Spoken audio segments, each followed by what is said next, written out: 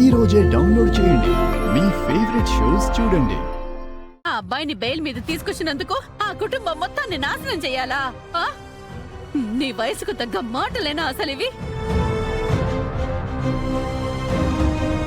ఇలాంటివన్నీ నూరిపోసేటట్టయితే ఇంకెప్పుడు నువ్వు నా ఇంటికి రావద్దు. నాకే గతి లేక వస్తున్నాను మరి. ఏదో కోడలు కావాల్సిన పిల్ల కష్టాల్లో ఉంది కదా అని చూసిపోదామని వచ్చా. అది కూడా తప్పైపోయిందా? అయినా నువ్వు రావద్దు అన్న తర్వాత కూడా రావడానికి నాకు సిగ్గుండద్దు. నేను పోతున్నాలే. దుర్గా, పోయేస్తానమ్మా.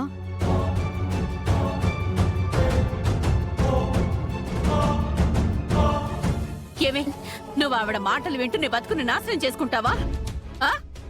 ఆవిడ చెప్పిందని నేనెందుకు వింటానమ్మా? పెద్ద ఆవిడ ఏదో చెప్పింది కదా అని ఊకొట్టానంతే. నువ్వు పగ తీర్చుకోవడం కోసం ఏమైనా చేస్తావా అక్క? బావగారు, మావయ్య గారు వాళ్ళంతా ఎంతో బాగా చూసుకుంటారు అక్కని. ఆవిడేదో చెప్పిందని అక్క మాత్రం ఎందుకు వాళ్ళ మీద కక్ష తీర్చుకుంటుందమ్మా? లేదే, సమయానికి నేను విన్నాను కాబట్టి సరిపోయింది. లేదంటే అసలు అసలు దీని కాపురాన్ని ఏం చేయాలనుకుంటుంది ఆవిడ? మన రాత బాగుంటే అన్నీ బాగుంటాయే. నీకు దండం పెడతానే, ఆవిడ చెప్పింది కదా అనేసి మీ అన్నయ్య మీద ప్రేమతోటి అత్తారింటి మీద కక్ష కట్టి ఆ కుటుంబాన్ని నాశనం చేయకే. నీ కాపురాన్ని అల్లరిపాలు చేసుకోకు. బంగారం లాంటి కుటుంబం తన బిడ్డ తప్పు చేశాడని ఆ పెద్ద మనిషి ఇంటికొచ్చి బ్రతిమలాడి మరి నిన్ను తన కోడల్ని చేసుకున్నారు. అలాంటి కుటుంబం మీద కక్ష కడితే వాళ్ళు కాదే మనం నాశనం అయిపోతాం. అలా ఏముండదమ్మా, నేనెందుకు కక్ష కడతాను? ఆయన నన్నెంతో ప్రేమగా చూసుకుంటున్నారు. ఇదిగో, ఆ చిరంజీవి చేసిన పనికి కోపంతో ఇక్కడికి వచ్చాను, కానీ నాకు వాళ్ళ మీద కోపం ఎందుకుంటుంది?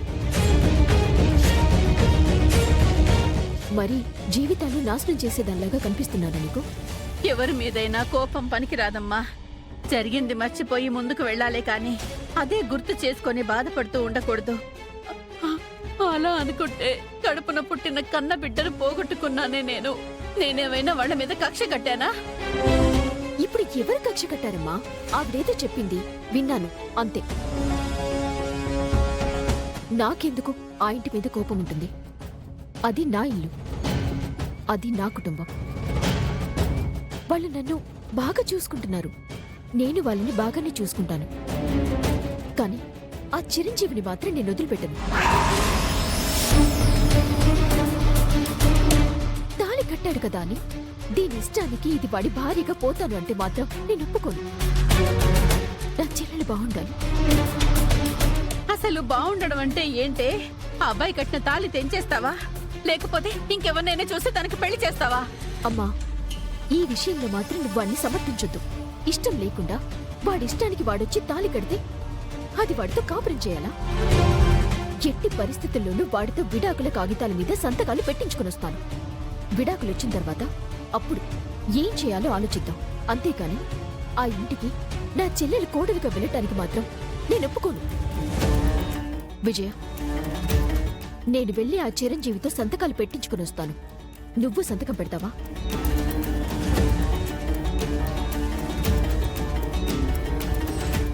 ఏంటే ఏం మాట్లాడువు? అంటే సంతకం పెట్టడం నీకు ఇష్టం లేదా? అని నువ్వే అనుకుంటే ఎట్లా అక్క? నువ్వు సంతకం పెట్టించుకొని వస్తానన్నావు కదా, వెళ్ళిరా. ఆ తర్వాత నేను సంతకం పెడతానో లేదో నీకే అర్థమవుతుంది. సరే, రేపు పొద్దున్నే వెళ్ళి సంతకం పెట్టించుకుని వస్తాను. వాడికి నీకు ఎలాంటి సంబంధం ఉండటానికి వీల్లేదు. వాడు కట్టిన ఈ తాళి కూడా నీ మెళ్ళ ఉండటానికి వీల్లేదు.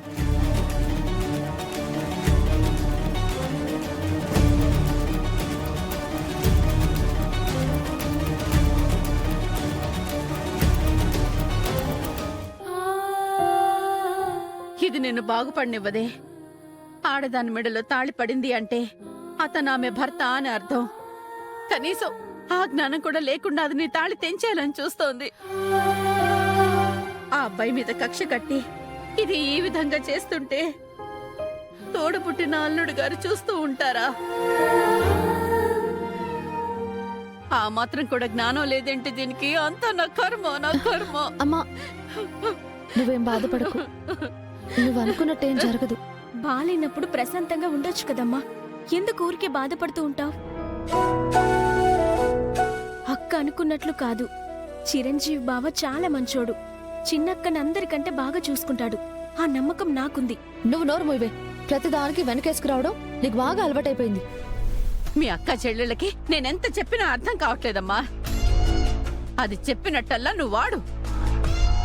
నీ జీవితం నాశనం చేసుకో, నా మాట మాత్రం వినకు. అమ్మా అమ్మా అమ్మా ఆగమ్మా, కాసేపు పడుకో అమ్మా, నిదానంగా అన్ని మాట్లాడుకోవచ్చు.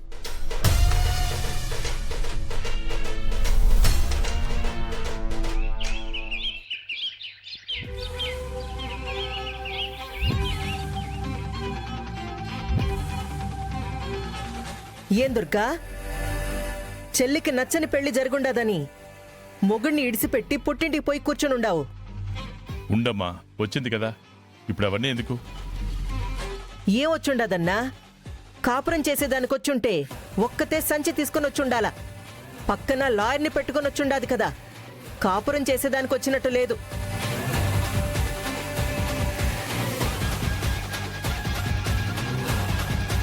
అవును, నేను ఈ ఇంటికి కోడలిగా రాలేదు, నా చెల్లెలికి అక్కగా వచ్చాను. దానికి జరిగిన అన్యాయానికి న్యాయం జరిపించాలని వచ్చాను. అంటే ఏంటి దుర్గా? నా తమ్ముడు తెలిసి ఏ తప్పు చేయడు, నువ్వు ఏకంగా వాడు అన్యాయం చేశాడు అంటున్నావు. సరే, ఇప్పుడు మేమేం న్యాయం చేయాలి? ఇష్టం లేకుండా మెడలో తాళి కట్టాడు కదా. 10 మంది మధ్యలో జరిగిన పెళ్లి కాబట్టి ఇష్టం ఉన్నా లేకపోయినా దాన్ని పెళ్ళనే అంటారు. అందుకే విడాకుల మీద సంతకం పెట్టించుకుని వెళ్దామని వచ్చాను.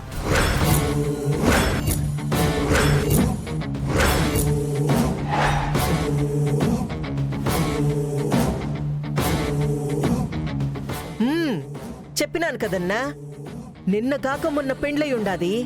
అత్త లేదు, మామ లేదు, కట్టుకున్న భర్త కూడా లేదు. అన్నీ ఇడిసిపెట్టేసి చెల్లెల కోసం వచ్చినాదంట. అసలు నా తమ్ముడు అంత తప్పు ఏం చేశాడని దుర్గా? సరే, అనుకోకుండా తాళి కట్టాడు.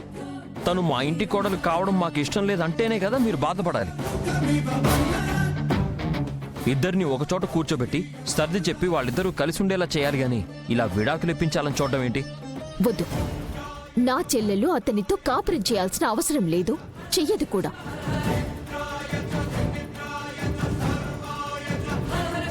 ఒక్కసారి ఆలోచించమ్మా, నీ బాధలో అర్థం ఉంది, కానీ విడాకులు ఇప్పించాలనుకోవడం మంచిది కాదేమో. అసలు నా తమ్ముడంత తప్పేం చేశాడని ఇంతలా చేస్తున్నావు దుర్గా? ఇంటికి వస్తే అవమానించారు, బయట నిలబెట్టారు, స్టేషన్లో కేసులు, ఏంటిదంతా? అతను మీ తమ్ముడు కాకుండా ఇంకెవ్వరైనా సరే నేను నా మనసుకి సర్ది చెప్పుకొనుండేదాన్ని. కాని అతను మా అన్నయ్య చావుకి కారణమైనవాడు. ఈ రోజు ఈ లోకంలో మా అన్నయ్య లేకుండా మాకు ఏ దిక్కు లేకుండా పోవటానికి కారణం అతను.